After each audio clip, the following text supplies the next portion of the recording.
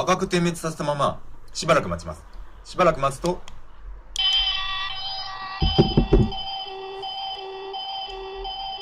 ちょっとこのまま待ってみましょう。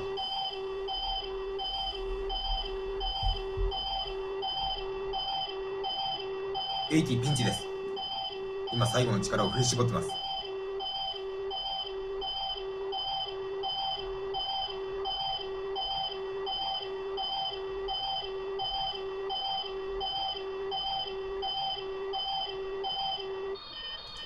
このように点滅が速くなります。